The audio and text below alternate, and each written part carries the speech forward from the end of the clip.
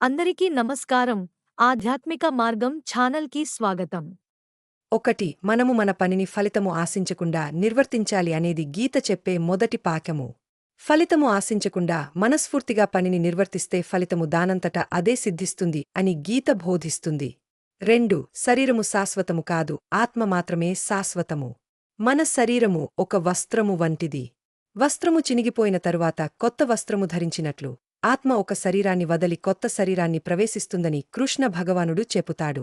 3 ఈ ప్రపంచంలోకి వచ్చినవారు ఏదో ఒక రోజు ఈ ప్రపంచాన్ని వీడిపోవలసినవారే. ఎవరు శాశ్వతము కాదు, కాబట్టి పుట్టుక ఎంత సహజమో చావు కూడా అంతే సహజమైనది. సత్యమే నిజమైనది, శాశ్వతమైనది. 4 కోపమే అన్ని అనర్థాలకు మూలము. నరకానికి ఉండే ప్రధాన 3 ద్వారాలలో కోపము ఒకటి.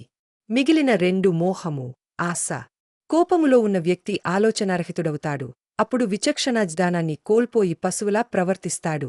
5 కర్మను అనుసరించేదే బుద్ధి. మనిషి తన జీవితకాలంలో కర్మలను అనుభవించాలి. 6 ఈ జగత్తులో మార్పు అనేది సహజము. కోటీశ్వరుడు యాచకుడిగాను, యాచకుడు కోటీశ్వరుడుగాను మారవచ్చు. ఏదీ శాశ్వతము కాదు. 7 ప్రతి మానవుడు ఖాళీ చేతులతో భూమిమీదకు వస్తాడు. ఖాళీ చేతులతోనే భూమిని వదలుతాడు. 8 నిత్య సంకితుడికి భూమిమీదగాని ఇక ఎక్కడైనాగాని సుఖశాంతులు లభించవు. ముందు ఎవరైనా తన్ను తాను తెలుసుకొనే ప్రయత్నము చేయాలి. అప్పుడే సుఖశాంతులకు దగ్గర అవుతాడు. సంతోషాన్ని పొందగలడు. 9 కోరికలను జయించాలి లేదా అదుపు చేసుకోవాలి, అప్పుడే మనస్కు ప్రశాంతత లభ్యము అవుతుంది. కోరికల వెంబడి పరిగెత్తినంత కాలము అశాంతి మాత్రమే దొరుకుతుంది. 10 జరిగినది, జరుగుతున్నది, జరగబోయేది అంతా మన మంచికే అని నమ్మే వారికి ఎప్పుడు మంచే జరుగుతుంది. మనము నిమిత్తమాత్రులము, అంతా భగవంతుని చేతుల్లో ఉన్నది. మనము మన కర్మలను ఫలాపేక్ష లేకుండా నిర్వహించాలి అన్న కర్మ సిద్ధాంతాన్ని నమ్మే వారికి ఎప్పుడు మంచే జరుగుతుంది. 11 ఏ పనైనా కష్టపడితేనే పూర్తవుతుంది. కలలు కంటూ కూర్చుంటే అనువంతైనా ముందుకు సాగదు.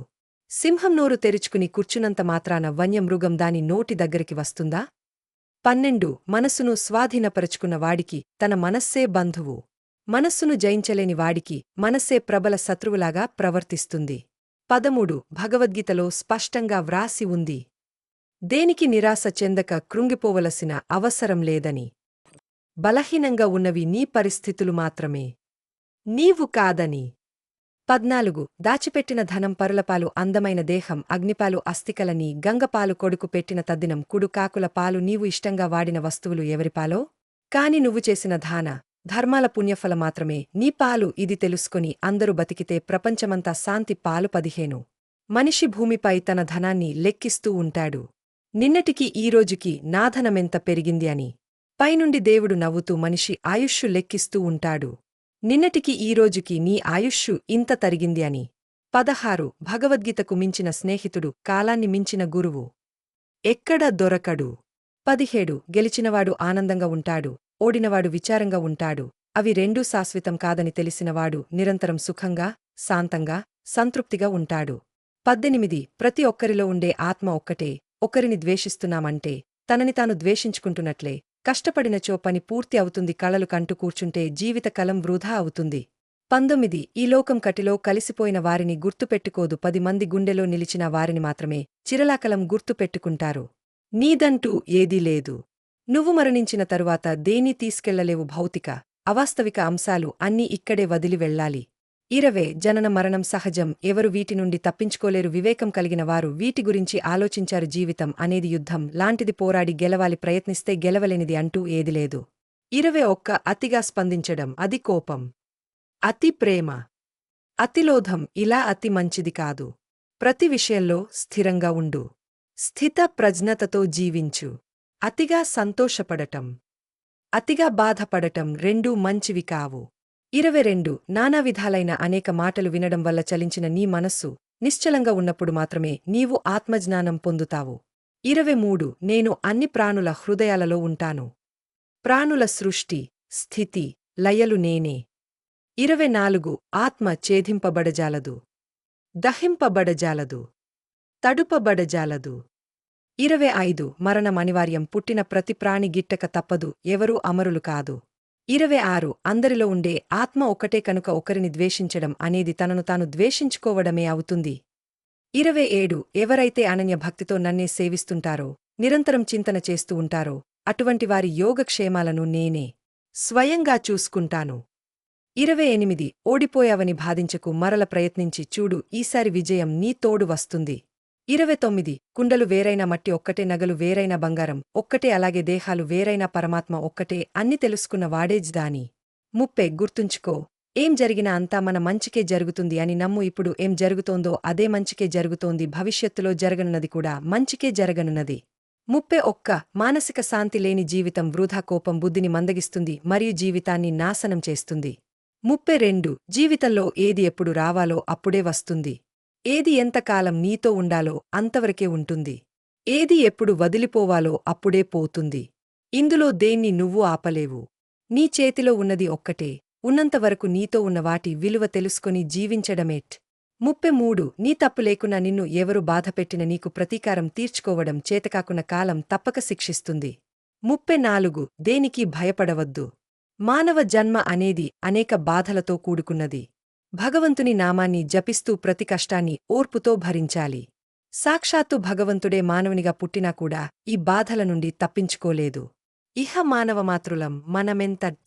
35 నిగ్రహం లేనివాడికి వివేకం ఉండదు. యుక్తుడు కాని వానికి ధ్యానం కూడా కుదరదు. ధ్యానం లేనివాడికి శాంతి లేదు. శాంతి లేనివాడికి సుఖమెక్కడా? 36 గురువులు ఎందరో, సద్గురువులు ఎందరో, మార్గాలు ఎన్నో, బోధలు ఎన్నో, శోధనలు ఎన్నో, కాని గురువులకు గురువు అయిన జగద్గురువు ఒక్కరే. గీత తెలుపని మార్గాలు లేవు, బోధలు లేవు, సాధన లేదు. 37 అభ్యాసం కంటే జ్ఞానం, అంతకంటే ధ్యానం, దానికన్నా కర్మఫల త్యాగం శ్రేష్టమైనవి. త్యాగం వలనే శాంతి కలుగుతుంది. 38 ఈ మనస్సు చాలా చంచలమైనది, అల్లకల్లోలమైనది, బలమైనది మరియు మూర్ఖపు పట్టుగలది. దీనిని నిగ్రహించటం వీచేగాలిని నియంత్రించటం కన్నా ఎక్కువ కష్టంగా అనిపిస్తుంది. ఓ కృష్ణ! 39 దుంహకం పిరికివాని లక్షణ మనిషిలోని శక్తి సామర్థ్యాలను నశింపచేస్తుంది. ఆలోచనా శక్తిని, జ్ఞానాన్ని నశింపచేస్తుంది. దుంహకాన్ని జయించినవాడు విజయం సాధిస్తాడు. 40 అగ్నిని పొగ ఆవరించినట్లు, అద్దాని దుమ్ము కప్పినట్లు, గర్భస్థ శిశువుని మావి కప్పినట్లు జ్ఞానాన్ని కామం కప్పివేస్తుంది. 41 నీ మనస్సు యొక్క శక్తిచే నిన్ను నీవు ఉద్ధరించుకొనుము, అంతేకాని పతనమైపోవద్దు. ఎందుకంటే మనస్సే మన మిత్రుడు మరియు మనస్సే మన శత్రువు అవ్వచ్చు. 42 జ్ఞానము, విశ్వాసము రెండూ లేనివారు మరియు అనుమానం పడే స్వభావం కలవారు పతనమైపోతారు. విశ్వాసము లేక సందేహించే వారికి ఈ లోకల్లో ఇంకా పరలోకల్లో కూడా సుఖం ఉండదు. 43 జీవితం అనే యుద్ధంలో గెలవడానికి భగవద్గీతను మించిన ఆయుధం లేదు. 44 తెలివి, జ్ఞానం, మోహరాహిత్యం, ఓర్పు, సత్యము, మనోనిగ్రహము, సుఖదుంహకాలు ఉండడము, లేకపోవడం, భయభయాలు అన్ని నావలననే కలుగుతాయి. 45 ఈ లోకల్లో ప్రతి ఒక్కరికీ వారి తెలివితేటల మీద గర్వం ఉంటుంది. కాని ఏ ఒక్కరికి తమలో ఉండే గర్వం తెలుసుకునే తెలివి ఉండదు. 46 జీవితంలో వయస్సు ఉన్నప్పుడే భగవద్గీతను చదవండి. ఎందుకంటే జీవితం చివరి దశలో చదివి తెలుసుకున్నా ఆచరించేందుకు జీవితం ఉండదు కాబట్టి. 47 దుంహకములు కలిగినప్పుడు దిగులు చెందనివాడును, సుఖములు కలిగినప్పుడు స్పృహలేనివాడును, రాగము, భయము, క్రోధము పోయినవాడును స్థితప్రజ్ఞుడని చెప్పబడును. 48 నువ్వు కోరితే కోరినదే ఇస్తాను, కోరకపోతే నీకు అవసరమైనది ఇస్తాను. 49 నీ పని నీవు చక్కగా చేసుకుంటూ పో, ఫలితాన్ని మాత్రం నాకు వదిలిపెట్టు. 50 నా దేశం భగవద్గీత, నా దేశం అగ్నిపునిత సీత, నా దేశం కరుణాతరంగా, నా దేశం సంస్కార గంగ. భగవద్గీత ఆచరిద్దాము, ఆరాధిద్దాం. సర్వం శ్రీకృష్ణార్పణం.